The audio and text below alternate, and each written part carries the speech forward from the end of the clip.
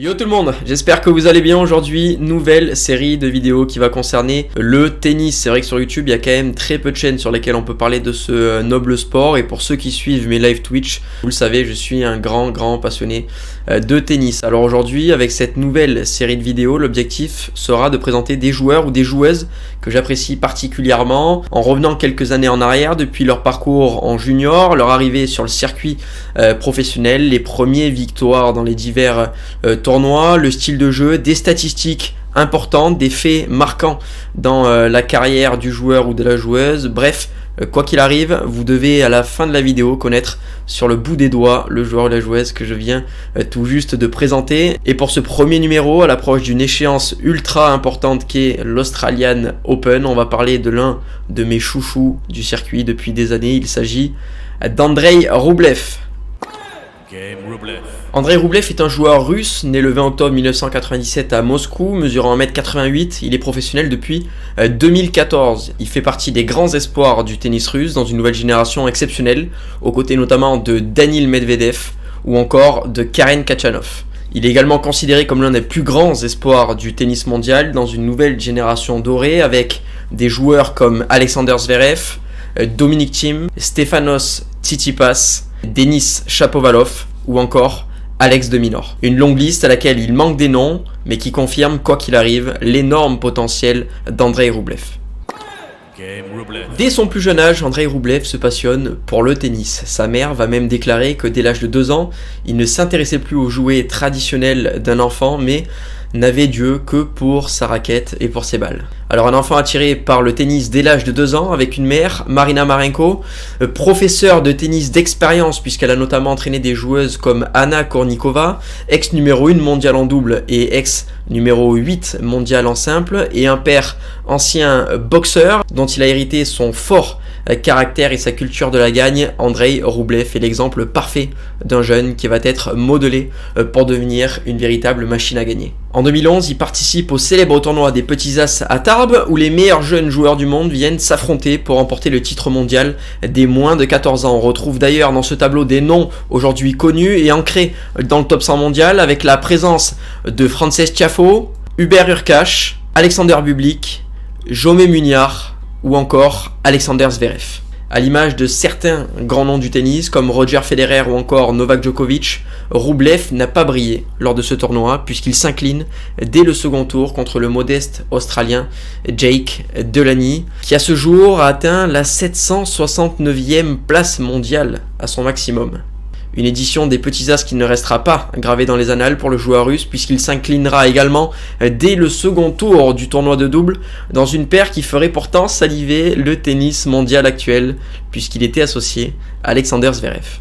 L'année 2014 va être une année décisive dans la jeune carrière de Roublev puisqu'il remporte au cours de cette saison son tout premier tournoi du Grand Chelem chez les juniors en allant soulever le trophée à Roland-Garros en battant notamment Stefan Kozlov et Orlando Luz, 2 jeunes joueurs figurant parmi les plus prometteurs à cette époque et en se débarrassant en finale de l'espagnol Jaume Mugnard, un véritable spécialiste de terre battue et figurant actuellement dans le top 100 mondial.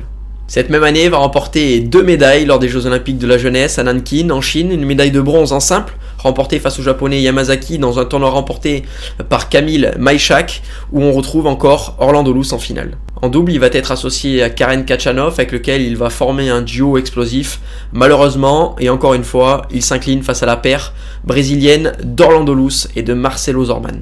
Grâce à l'ensemble de ses performances, Andrei Roublev atteint la place de numéro 1 mondial en junior et va être invité à 17 ans pour son premier tournoi ATP 250 de sa carrière, mais nous en parlerons dans la partie suivante. Pour conclure son parcours chez les jeunes, on va évidemment citer l'année 2015 puisque c'est une année où Roublev va rentrer dans l'histoire puisqu'il va remporter la toute première édition du Master Junior à Chengdu en Chine pour un tournoi qui va regrouper les 8 meilleurs jeunes de l'année en s'imposant en finale contre celui qui a été également numéro 1 mondial chez les juniors et qu'on connaît très bien aujourd'hui, et Taylor Fritz, sur le score de 7-6, 3-6, 6-4. On vient de le dire, 2014 a été une année d'exception pour Andrei Roublev, avec sa première victoire en Grand Chelem chez les juniors et ses 2 médailles aux Jeux Olympiques de la jeunesse, 2 performances qui vont lui permettre de faire ses premiers pas chez les grands, chez les professionnels, puisqu'au mois de septembre de cette même année, il est sélectionné par sa nation, la Russie, pour la Coupe Davis, pour affronter le Portugal. Et après des victoires de ses 2 coéquipiers, Evgeny Donskoy et Alex Kuznetsov en simple, il est aligné en double aux côtés de Konstantin Kravchuk face à Gastão Elias et João Sousa, le binôme portugais, et ramène le 3e point décisif, un point synonyme de victoire face au Portugal. D'ailleurs, le lendemain, il sera quand même aligné pour le match de simple qui va jouer face à un joueur dont j'ai parlé il y a très peu sur les réseaux sociaux, qui m'impressionne particulièrement. Il s'agit de Federico Ferreira Silva, qui était alors 332e joueur mondial, et Roublev s'imposera 6-4, 6-4. Des premiers pas chez les grands sous les couleurs de la Russie réussis donc, qui vont lui valoir une invitation pour le tournoi de Moscou. Andrei Roublev va alors jouer son premier tournoi ATP 250 avec un premier tour plutôt difficile puisqu'il va jouer face à un adversaire coriace, Samuel Gross, 88e joueur mondial, particulièrement à l'aise sur les surfaces rapides et qui va être plutôt servi ici puisqu'à Moscou, on vous le rappelle, on joue tout simplement sur dur et en indoor. Sam Gross, qui d'ailleurs est un joueur qui est connu pour avoir battu le record de vitesse sur un service, puisqu'il avait servi à 263 km/h lors d'un tournoi Challenger, mais un record qui n'a pas été homologué par l'ATP, donc un record qui restera simplement dans l'esprit des fans de tennis. Un match qui, quoi qu'il arrive, est difficile pour le jeune joueur russe qui va jouer, qui ne va pas démériter, mais qui va quand même s'incliner 7-6, 7-5 face à l'Australien Sam Gross. Avec déjà 4 tournois futurs à son actif, il représente donc l'avenir du tennis russe et un avenir qui va se confirmer avec la saison 2015 puisqu'il va sortir des qualifications du Challenger de Dallas et va d'ailleurs remporter sa toute première victoire lors d'un tournoi Challenger, une première victoire qui va être face à Blaž Rola. Il s'inclinera juste après en quart de finale face à Rajiv Ram, mais c'est déjà un premier bon pas, un premier pas en avant pour le jeune joueur russe. Et cette première victoire en Challenger va marquer le début d'une grande et longue série de premières, puisqu'en février, il va être invité au tournoi Delray Beach, un tournoi ATP 250, et il va obtenir sa première victoire sur le circuit principal, ainsi que sa première victoire sur un joueur du top 100 mondial, puisqu'il va s'imposer en 3-7, 6-4, 1-6, 6-3 face au joueur israélien Dudi Sela, qui était alors 90e joueur mondial. Juste après, au mois de mars, il va disputer son premier Masters 1000 à Miami et même décrocher sa toute première victoire en Masters 1000 face à Pablo Carreño Busta, 54e joueur mondial, avant de s'incliner au deuxième tour face au géant John Isner qui à la maison est forcément difficile à battre. Un mois plus tard, première victoire cette fois non pas sur un joueur du top 100 mais sur un joueur du top 50 mondial et toute première victoire lors d'un ATP 500 puisqu'il va s'imposer sur terre battue à Barcelone face à un joueur espagnol qui n'est autre que Fernando Verdasco qui était à ce moment-là 37e joueur mondial. Le jeune Roublev, 370e mondial au moment d'attaquer la saison et le tournoi Delray Beach en février commence à engranger petit à petit de l'expérience et commence à se faire une place sur le circuit. Un tour passé à Delray Beach, un tour passé à Miami, puis à Barcelone, à Istanbul, à Genève, tout en effectuant une demi de Challenger à Moscou, des performances qui lui permettent notamment d'intégrer pour la toute première fois les qualifications d'un grand chelem, non pas chez les juniors, mais cette fois bien chez les adultes, et il va donc essayer de se qualifier pour le tournoi de Wimbledon. Il s'impose au premier tour face à Josef Kovalik, 6-4, 3-6, 6-3 avant de s'incliner face au puissant joueur croate Ivan Dodig, encore une fois en 3-7, 4-6, 6-4, 6-4. Il ne verra donc pas le tableau principal de Wimbledon, mais en lot de consolation, Andrei Roublev fait son entrée dans le top 200 mondial. Au mois d'août, Roublev va participer aux qualifications du dernier tournoi du Grand Chelem de la saison, l'US Open, vous l'avez bien compris, et victorieux face aux joueurs japonais Go Soeda au premier tour et Yuki Sugita au deuxième tour. Il dispose alors l'un des plus beaux matchs, l'un des matchs les plus importants de sa jeune carrière face à Peter Gojowczyk pour obtenir une place dans le tableau final de l'US Open. Bien aidé par un énorme caractère, Andrei Roublev va réaliser l'exploit et se qualifie après un match disputé en 3-7, 7-5, 2-6, 6-4. Il intègre donc le tableau principal de l'US Open. Une aubaine pour Andrei Roublev qui à 17 ans va donc disputer son premier tournoi du Grand Chelem. Malheureusement, le tirage au sort ne sera pas vraiment clément avec lui puisqu'il va tomber contre probablement l'un des meilleurs joueurs sur dur du circuit. À ce moment-là, il va jouer face au serveur sud-africain Kevin Anderson, 14e joueur mondial face auquel il va s'incliner dans un match très serré, 7-6, 6-7, 7-5, 6-3, de bon augure pour la suite de la carrière de Roublev.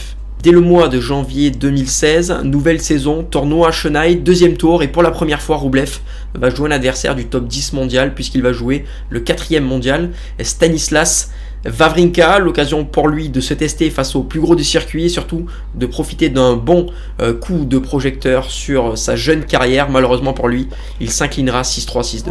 En pleine progression, il décide de plus jouer les tournois du Challenger et repère les Challengers de Cherbourg et de Quimper. Défait au second tour à Cherbourg, il doit passer par les qualifications pour jouer le Challenger de Quimper, une étape qu'il va réussir puisqu'il va intégrer le tableau principal et va sortir notamment des joueurs comme Albano Olivetti, son ami russe Karen Khachanov, puis Lucas Lacko pour allier les demi-finales du tournoi. Une demi-finale où il va d'ailleurs profiter du forfait de Sergi Stakhovski qui va donc lui permettre d'obtenir sa toute première finale sur le circuit Challenger. Il va retrouver un joueur français qu'on connaît très bien puisqu'il s'agit de Paul-Henri Mathieu.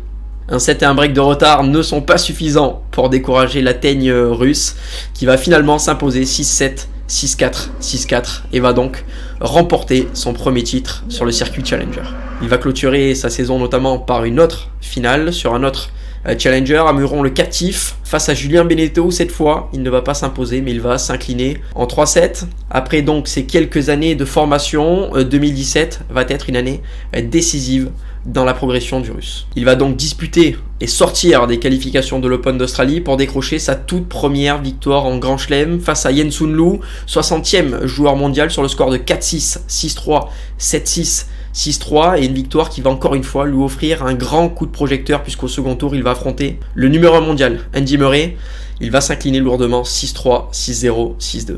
Plus régulier sur le circuit Challenger, sa saison semble bien lancée avec une finale au Challenger de Rennes, puis des demi au Challenger d'Irving et de Quimper, mais sa saison sur terre battue va marquer un petit coup d'arrêt à sa saison puisqu'il ne sort pas des qualifs ni à Marrakech, ni à Monte-Carlo, ni à Barcelone, ni à Estoril et va accéder quand même au tableau principal de Roland-Garros, non pas grâce à une qualification mais grâce à son statut de lucky loser puisqu'il s'était incliné au 3e tour des qualifications face au japonais Taro Daniel. Pas forcément à son aise cette saison sur terre battue, son premier tour face à Diego Schwartzman, véritable spécialiste de la surface, semble être totalement déséquilibré sur le papier et pourtant Roublev va montrer qu'il n'a pas remporté Roland-Garros en junior pour rien et va livrer une bataille d'exception face à LPK dans un match qui va se conclure en 5-7 où il va s'incliner 0-6, 6-4, 6-2, 6-7, 9-7.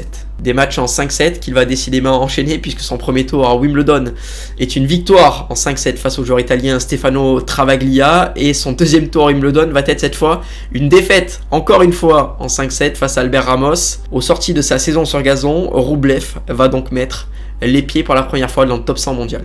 Après Wimbledon, après la saison sur gazon, Roublev pourrait décider de se préparer pour l'US Open, d'aller jouer un petit peu sur dur, mais non, il décide un petit peu à contre-pied d'aller jouer sur terre battue, alors qu'il avait réalisé jusqu'ici une saison très moyenne, si ce n'est très mauvaise pour le moment sur terre battue. Il s'inscrit à l'ATP 250 du MAG en Croatie, et l'histoire va être assez dingue, puisqu'il va s'imposer au premier tour des qualifications face à Samper Montana, mais va s'incliner au second tour des qualifications face au joueur hongrois Attila Balázs. Alors à ce moment-là, on se dit que la saison sur terre battue continue d'aller très mal pour Roublev, qui, on le rappelle jusqu'ici, n'est sorti d'aucune qualification de tous les tournois sur terre battue auxquels il s'était inscrit cette saison, et le tournoi du MAG ne fait pas exception à cette statistique. Il pense donc que le tournoi est terminé, et pourtant, forfait de Borna Coric pour le tournoi. Il va bénéficier, comme à Roland-Garros, d'un statut de lucky loser et va pouvoir disputer ce tournoi.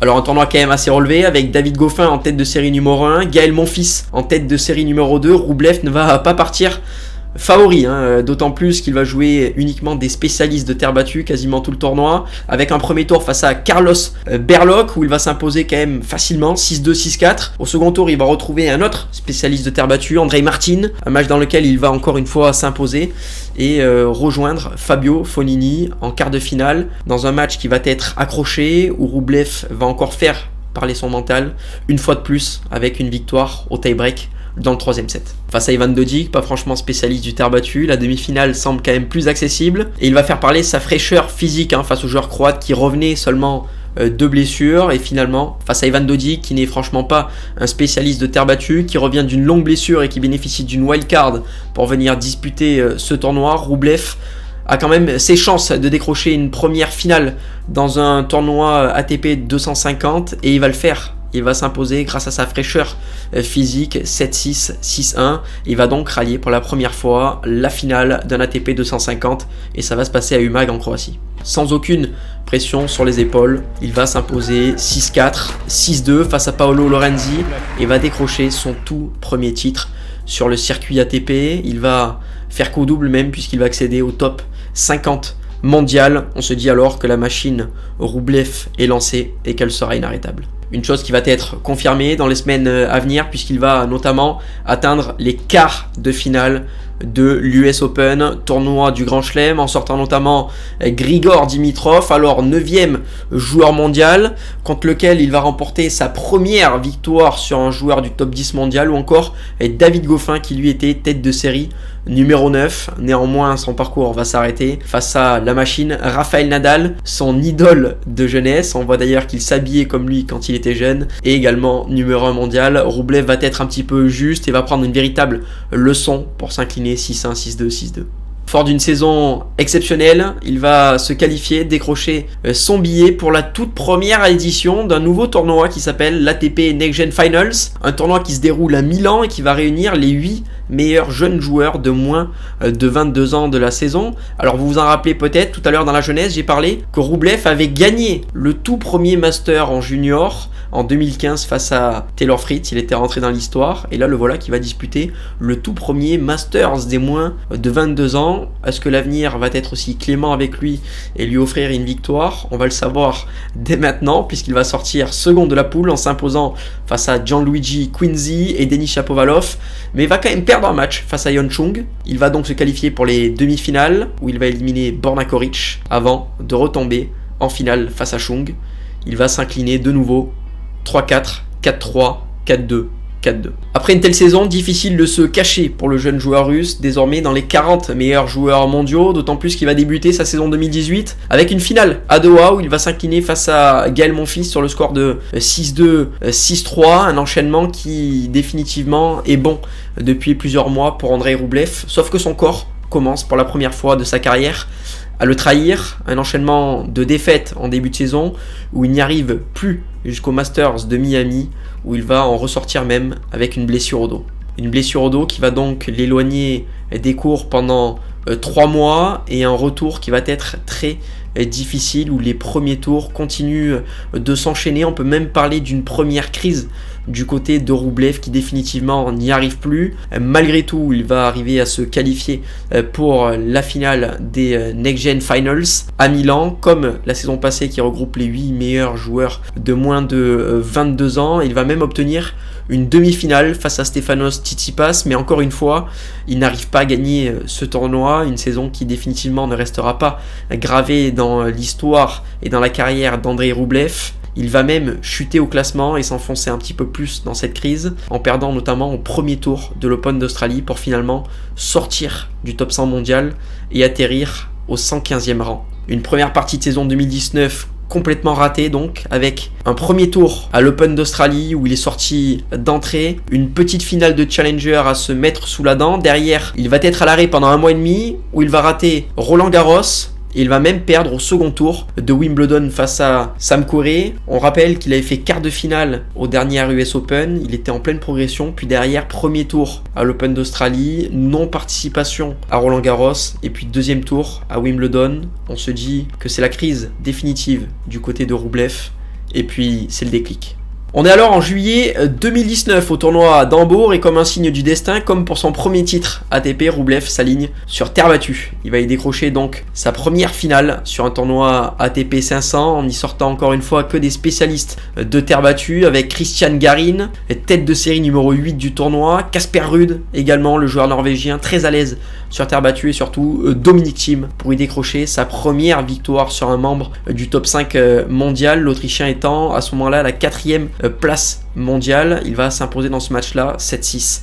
7-6. En demi-finale, son parcours continue puisqu'il va se défaire de l'Espagnol Pablo Carreño Busta pour finalement s'incliner en finale face à Nicolas Basilashvili qui lui est au summum de sa carrière, au 16e rang mondial. Le Géorgien va s'imposer en 3-7, 7-5, 4-6, 6-3, mais au-delà de cette performance, ce tournoi va signer le véritable début de l'ascension fulgurante de Roublev telle qu'on peut la connaître jusqu'à aujourd'hui. En août, au Masters de Cincinnati, il sort des qualifications pour accéder au tableau final. Et ironie du sort, il va retrouver d'entrée au premier tour le Géorgien Nicolas Basilashvili, mais cette fois pas sur terre battue puisque le tournoi se joue sur dur. Il va s'imposer en 3-7 et pour le début d'un parcours qui va rester gravé dans sa tête jusqu'à la fin de sa carrière tout simplement, puisque c'est un parcours atypique où il va sortir Stanislas Wawrinka au second tour avant de jouer un autre joueur suisse, un certain Roger Federer. Roger Federer est numéro 3 mondial. À ce moment-là, Roublev va arriver à s'imposer 6-3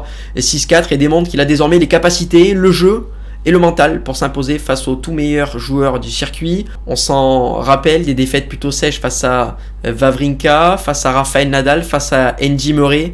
Cet enchaînement de victoires face à Wawrinka et face à Federer sont vraiment l'exemple que Roublev peut désormais tutoyer les sommets. Même s'il s'incline en quart de finale contre son ami d'enfance, mais également sa bête noire qu'on voit apparaître en photo lorsqu'ils étaient jeunes aux côtés de la joueuse lettonne Jelena Ostapenko, Roublev aura réussi son coup de marquer les esprits dans ce tournoi. Quelques semaines plus tard, il va mettre les pieds dans le tournoi de Moscou, chez lui, qui a également été son premier tournoi chez les professionnels, son premier ATP 250, un tournoi où il va évoluer à domicile et forcément, ça va lui tenir à cœur de bien figurer. Il va plutôt bien le rendre aux organisateurs puisqu'il va montrer qu'ils ont fait le bon choix. Quelques semaines plus tard, il va mettre les pieds dans le tournoi de Moscou, qui a été son premier tournoi chez les professionnels, son premier tournoi ATP 250 et forcément, un tournoi où il évolue à domicile, ça va lui tenir à cœur de réaliser une bonne performance et il va plutôt le rendre correctement aux organisateurs en montrant qu'ils avaient fait le bon choix de croire en lui lorsqu'ils étaient plus jeunes puisqu'il va sortir successivement Alexander Bublik, Egor Gerasimov, Milojevic ou encore Marin Cilic pour affronter et vaincre en finale Adrian Manarino avec beaucoup d'autorité sur le score de 6-4, 6-0. Il décroche alors son second titre sur le circuit ATP. Et il va terminer sa saison en Coupe Davis en représentant sa nation, la Russie, dans une Coupe Davis avec un tout nouveau format qui n'a rien à voir avec ce qu'on a pu connaître dans les années précédentes. Un tournoi plutôt réussi pour lui puisqu'il va terminer invaincu en simple, mais se fera quand même éliminer avec son coéquipier Karen Khachanov en double face à la paire canadienne Vasek Pospisil et Denis Shapovalov dans le troisième set et un match qu'ils vont perdre malheureusement au tie-break, un double d'exception qui est à l'image notamment de celui disputé face à la Serbie en quart de finale, la Serbie de Novak Djokovic et de Viktor Troicki, où cette fois il s'était imposé également au troisième set et également au tie-break, dans un tie-break d'anthologie où il s'impose sur le score des 10-8. Alors depuis tout à l'heure, on utilise quand même pas mal de superlatifs pour parler de Roublev en ce qui concerne sa progression, mais c'est vrai que là, pour l'année 2020, inarrêtable, ça reste quand même un qualificatif qui est très faible pour venir définir sa saison puisqu'il va réaliser un début de saison incroyable. Premier tournoi à Doha, ATP 250, où il va aller en finale face à Corentin Moutet. Il va s'imposer 6-2, 7-6 et remporter le tournoi de Doha. Et la semaine d'après, il va s'inscrire et disputer le tournoi d'Adélaïde et va doubler la mise en réalisant un back-to-back, en remportant cette fois le tournoi face à George Lloyd Harris, 6-3 à 6-0 en finale, un back-to-back qui va lui permettre de remporter son troisième et son quatrième titre sur le circuit. Le problème, c'est qu'en gagnant 2 tournois en 2 semaines, juste avant l'Open d'Australie, il va arriver émoussé physiquement lors de cet Open d'Australie. Il va s'incliner en 8e de finale face à Alexander Zverev, mais Andrei Roublev va quand même continuer sa progression puisqu'il rentre désormais dans le top 20 mondial. Malheureusement, le tennis ne va pas échapper à la crise sanitaire du Covid-19 et la saison 2020 et restera une saison très particulière, mais ça reste une saison quand même exceptionnelle du côté de Roublev parce que lui, on peut quand même considérer et dire qu'il a tout explosé cette saison. Reprise du tennis au mois d'août, quart de finale à l'US Open en sortant notamment Matteo Berrettini qui était 8e mondial avant de s'incliner face à encore une fois Daniil Medvedev qui n'a jamais battu chez les professionnels, il faut quand même le préciser, c'est le joueur contre lequel il n'y arrive pas. Un quart donc à l'US Open, il va enchaîner directement avec le tournoi d'Hambourg, un ATP 500 où il avait fait finale dans le passé face à Nicolas Basilashvili. Cette saison, il fera mieux qu'une finale puisqu'il va remporter le tournoi face à Stefanos Tsitsipas 6-4. 3-6, 7-5, c'est le 5e titre de sa carrière, premier titre sur un tournoi ATP 500 et déjà 3e titre de la saison. Ça commence à véritablement être une énorme saison pour Roublev, mais rien de terminé puisqu'il va faire quart de finale sur terre battue à Roland-Garros cette fois-ci, qui se déroule non pas comme d'habitude en début de saison au mois de mai, mais au mois d'octobre par rapport aux mesures sanitaires du Covid. Il va s'incliner d'ailleurs face à Stefanos Tsitsipas qu'il avait pourtant sorti en finale du tournoi d'Hambourg. Cette fois-ci, il va s'incliner en 3-7, 7-5, 6-2, 6-3. Fin de saison classique puisqu'il va finir sa saison en indoor en remportant les tournois ATP 500 de Saint-Pétersbourg puis de Vienne pour réaliser son deuxième back-to-back de la saison, 4e et 5e titre de la saison déjà, en battant quand même des adversaires très solides, parmi lesquels on peut compter Denis Shapovalov, Borna Koric ou encore Dominic Thiem. Pour la première fois de sa carrière, Roublev va entrer dans le top 10 mondial pour avancer même jusqu'à la 8e place mondiale. Une année qu'il va terminer donc dans les tout meilleurs, lui permettant d'obtenir le précieux sésame pour le Masters de fin d'année, regroupant les 8 meilleurs joueurs au monde de la saison. Néanmoins, avec un enchaînement comme il l'a fait, il va être véritablement court physiquement et il ne passera pas les poules.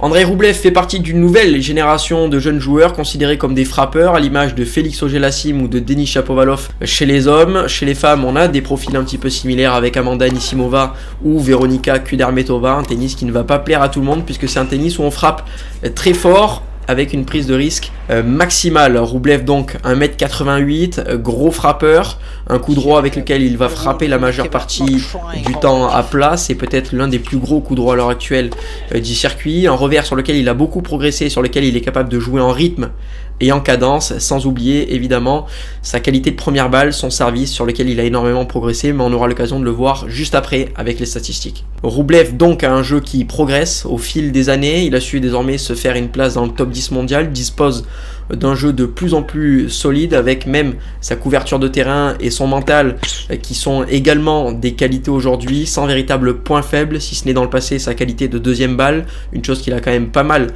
progressé aujourd'hui. On va quand même se plonger dans les statistiques pour savoir un petit peu le bilan et la progression dans la carrière d'Andrei Roublev. À présent, on va essayer en statistique de comprendre comment Andrei Roublev a pu réaliser une saison 2020 aussi complète et aussi réussie. Tout d'abord, il est important de noter que la saison 2020, donc comme je l'ai déjà dit et comme vous le savez tous, a été tronquée par la crise sanitaire du Covid-19, plusieurs mois sans tennis, mais on ne va parler que des matchs officiels ici, on ne parlera donc pas des exhibitions qu'a pu jouer Andrei Roublev comme l'Adria Tour ou encore le tournoi de Dominic Thiem. Donc si on parle en termes de date, Roublev a joué son dernier match avant l'arrêt du tennis le 27 février à Dubaï et a repris le 23 août à Cincinnati. Alors forcément, pour passer de la 23e place mondiale au 8e rang mondial dans une saison tronquée par le Covid-19, c'est effectivement qu'Andrei Roublev a joué énormément de matchs et logiquement, il est le joueur à avoir disputé le plus de matchs dans la saison avec 51 victoires devant notamment Novak Djokovic. Et forcément, pour réaliser une bonne saison, il faut jouer beaucoup de matchs, mais il faut également gagner une grande quantité de matchs et c'est pour ça que dans ce classement, il est également en tête avec Novak Djokovic, un joueur avec lequel il partage la première place.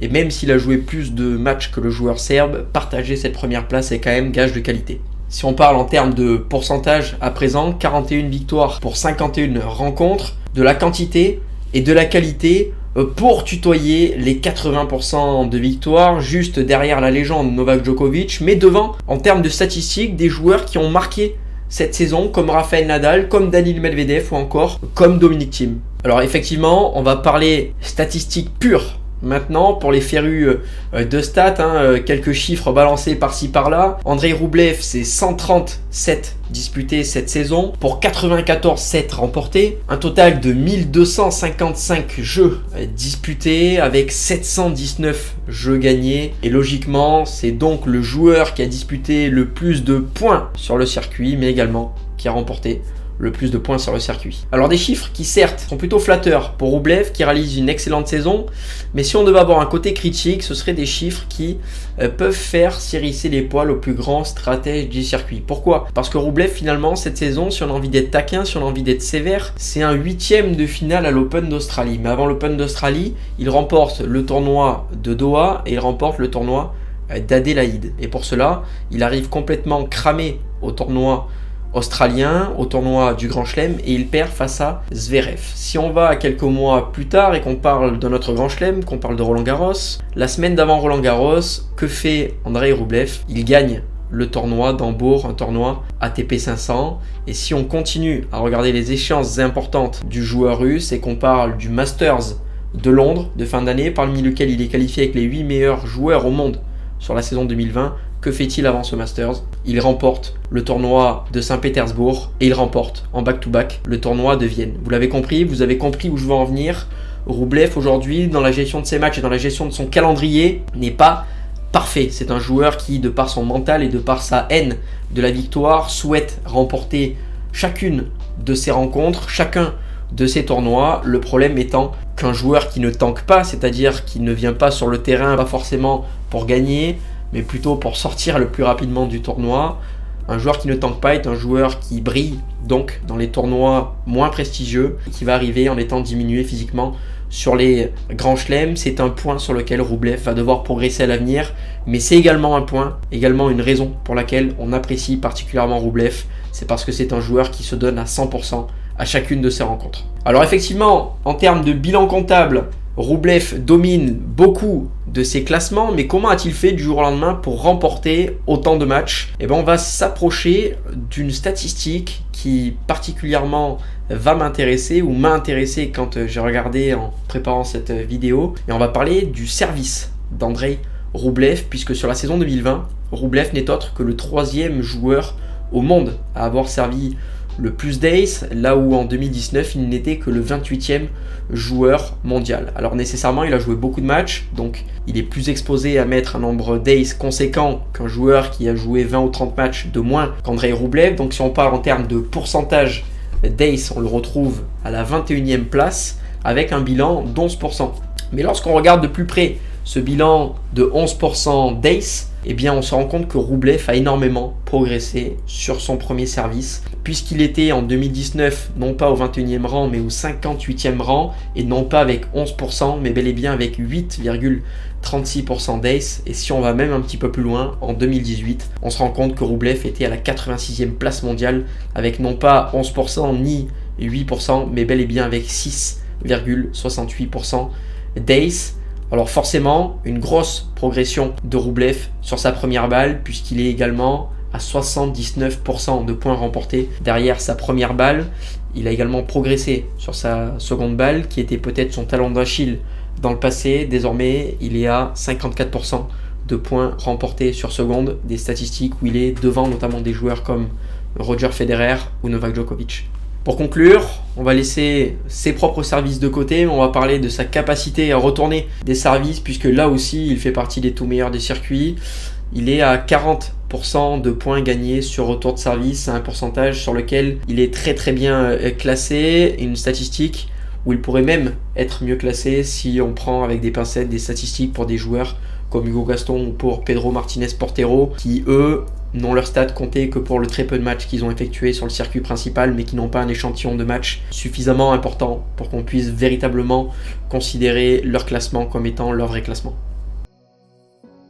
C'est la fin de cette vidéo, j'espère que vous avez apprécié de découvrir d'un petit peu plus près Andrei Roublev, qui est l'un de mes chouchous à l'heure actuelle. Si vous avez aimé la vidéo, n'hésitez pas à lâcher un like ou à vous abonner. J'essaierai de sortir une vidéo de ce genre par mois, avec déjà un prochain numéro qui s'annonce particulièrement alléchant, puisqu'il concernera le joueur Alex de Minaur. Plus tard dans la saison, je vous proposerai de voter pour savoir quel portrait de joueur ou de joueuse que vous souhaitez découvrir. N'hésitez pas en commentaire à me dire sur quel joueur ou sur quelle joueuse vous aimeriez dans le futur voir le portrait.